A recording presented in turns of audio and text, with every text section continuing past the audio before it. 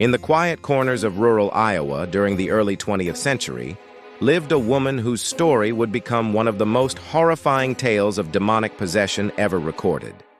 Her name was Anna Ecklund, though some records list her under another name for protection. On the surface, she seemed like any other devout Catholic woman living in the heartland of America. But beneath the appearance of normalcy, her life had been a battlefield since childhood, a war between faith and something unspeakably dark. What began as subtle, unexplained disturbances in her youth escalated into one of the most violent and terrifying exorcisms ever witnessed in the United States, a battle that would play out over the course of decades and reach its horrifying climax in the 1930s. Tonight, we descend into the shadows of that story, the story of Anna Ecklund, the woman who became a host for demons. Anna was born in 1882 to a strict Catholic family of German descent. By the age of 14, her life began to unravel in ways that priests and physicians struggled to explain. She found herself unable to enter a church without an invisible force repelling her. Holy water burned her skin like acid. She was overcome with violent, blasphemous thoughts against God and the Virgin Mary, thoughts that were not her own.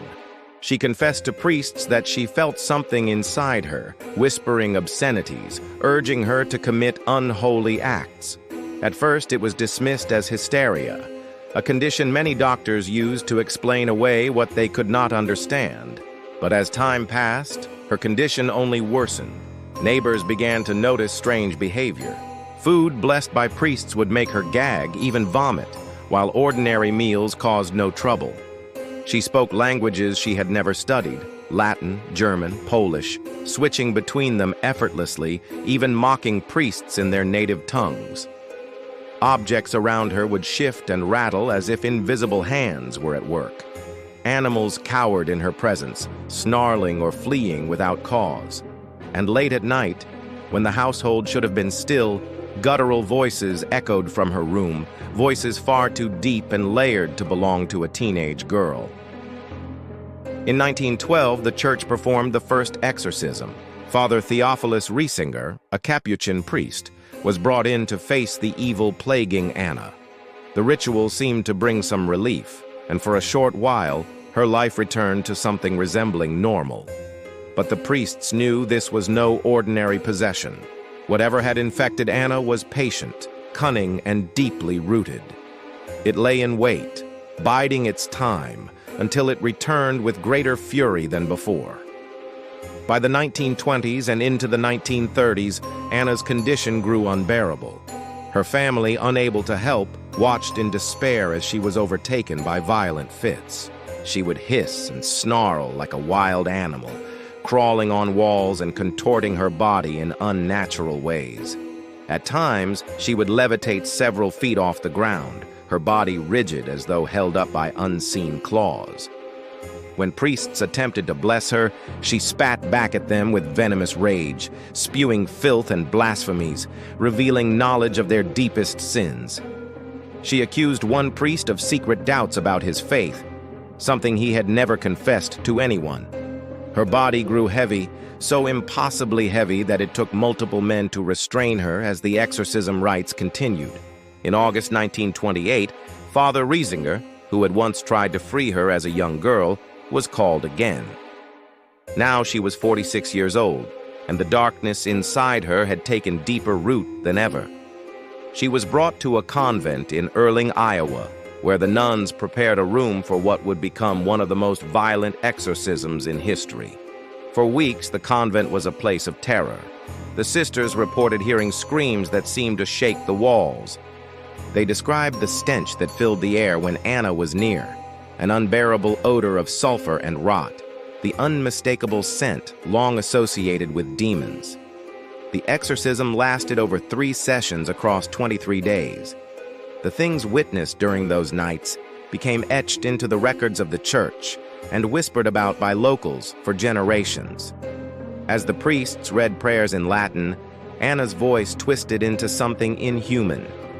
At times, multiple voices spoke from her throat, overlapping, arguing with one another, deep guttural tones that no woman could produce. She mocked the priests, taunted them, and shouted blasphemies so vile that they were stricken from official records. Her body contorted unnaturally, bending backward, her face twisted into grotesque expressions. Witnesses claimed her body levitated several feet into the air, at one point clinging to the wall like an insect before crashing down violently. The demons inside her claimed to be many. They identified themselves not only as ordinary spirits, but among them, the fallen angel Lucifer himself.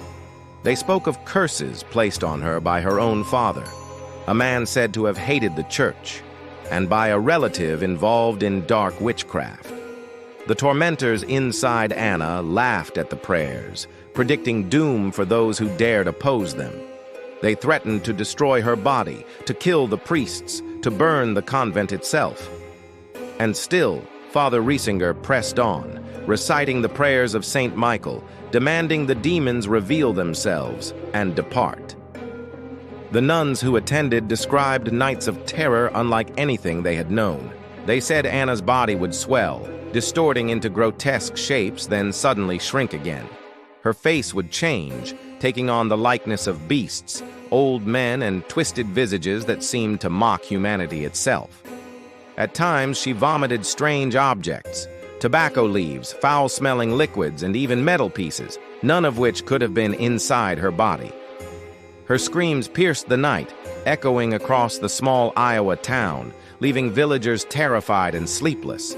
Locals began whispering that something unholy had taken residence in their midst, something far beyond human comprehension. For weeks, the battle raged. Father Riesinger grew weak, but he would not relent. Each day, the prayers continued, and each night, the convent shook with chaos. The priests reported that Anna, though bound, would break free with unnatural strength. She hurled men across the room with a flick of her arm, her small frame fueled by something monstrous. She spoke of deaths that had not yet happened, revealing visions of tragedies to come. Her eyes glowed with a strange fire, and witnesses swore they saw her tongue extend unnaturally, slithering like a serpent's. Finally, after 23 days, the breakthrough came. During one session, Anna shrieked louder than ever before, her body convulsing violently. The voices inside her cried out in rage as the priests called upon the Virgin Mary and Saint Michael to banish the demons. The air grew thick, heavy, as if the room itself was suffocating. And then, in a final horrifying scream, the voices fell silent. Anna collapsed, unconscious, her body limp and drained. The room was filled with an eerie stillness. When she awoke, she was weak, but free. She wept with relief, thanking the priests and the sisters who had endured her ordeal. For the first time in decades, she was able to attend Mass, to receive the sacraments without torment. The battle was over, at least for now. But the question remained: was Anna truly free?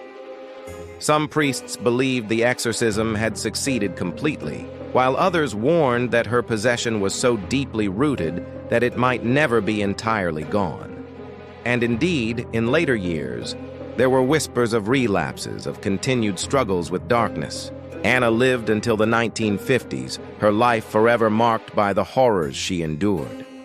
The case of Anna Ecklund remains one of the most chilling and well-documented exorcisms in American history. Unlike fictional tales like The Exorcist, this was no Hollywood script. This was real. Witnessed by priests, nuns, and townsfolk alike, it was a terrifying reminder of forces beyond our understanding, forces that feed on fear and faith alike.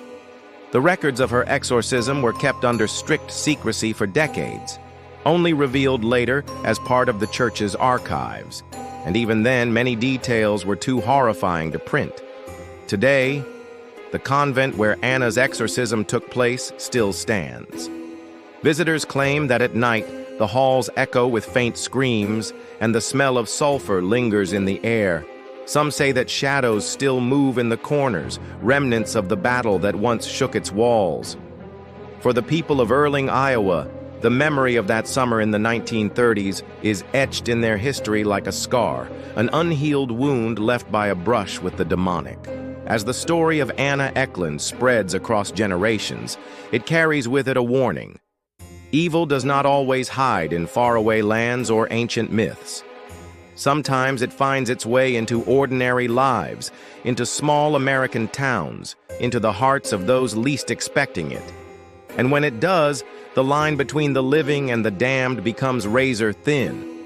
So the next time you hear scratching in the dark, the next time a shadow flickers just out of sight, remember Anna Ecklund, the woman who faced the devil in the heartland of America and lived to tell the tale, though never fully free from its grip.